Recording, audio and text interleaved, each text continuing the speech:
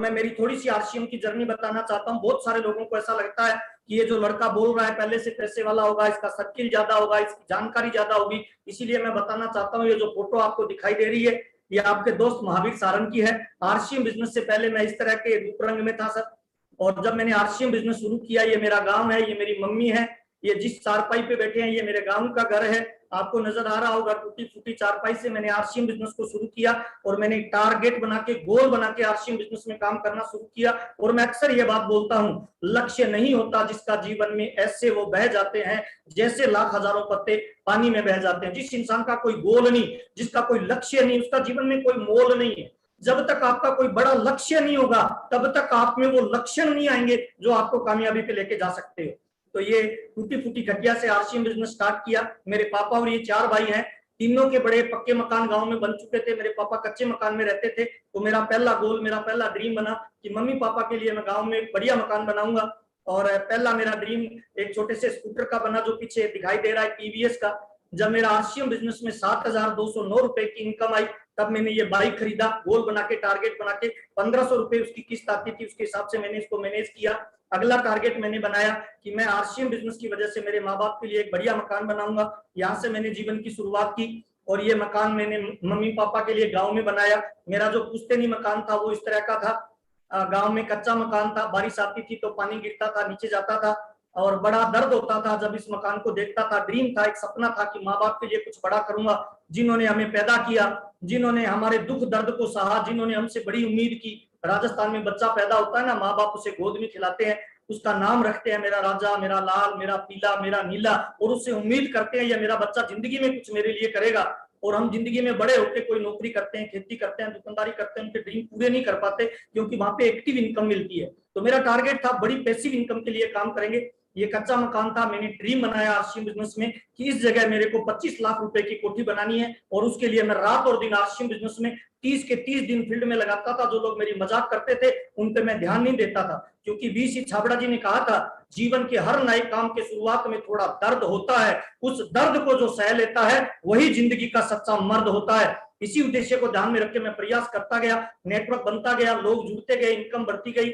और इसकी जगह 2005 में 9 मार्च 2005 को ये मकान बनके तैयार हुआ, जिसकी कीमत 25 लाख रुपए थी उस समय। आज ये करोड़ों रुपए की कीमत का मकान है। और इस मकान, ये मेरा ड्रीम हाउस है, इस मकान में मेरे पापा और मेरे बड़े भाई का कोई पैसा नहीं लगा हुआ।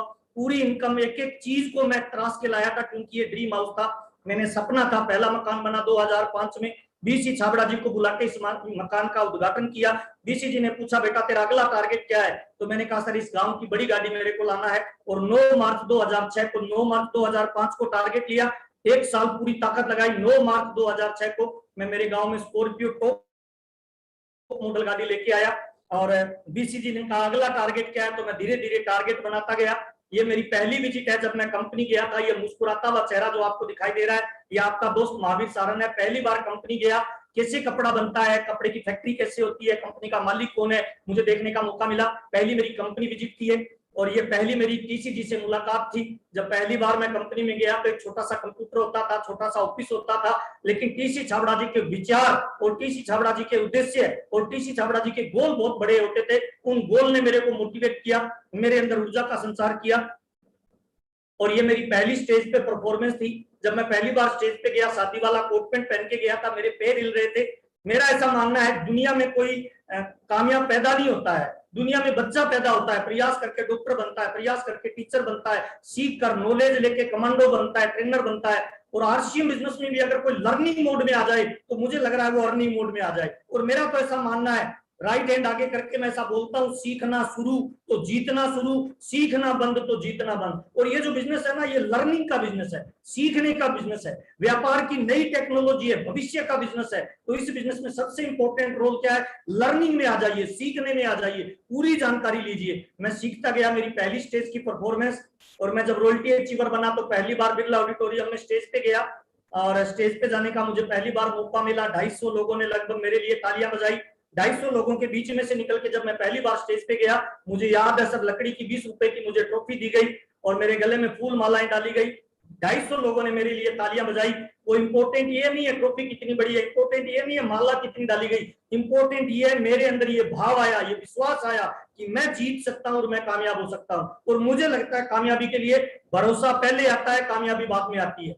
तो सबसे पहले आपका इंपॉर्टेंट काम क्या होना चाहिए, अगर आप किसी बिजनेस के टॉप लेवल पे जाना चाहते हैं तो सारी चीजों से पहले भरोसा कर लीजिए कि उस बिजनेस में आप टॉप लेवल पे जा सकते हैं। बिलीव बढ़ जाएगा तो दुनिया की बड़ी अचीवमेंट आ सकती है सर।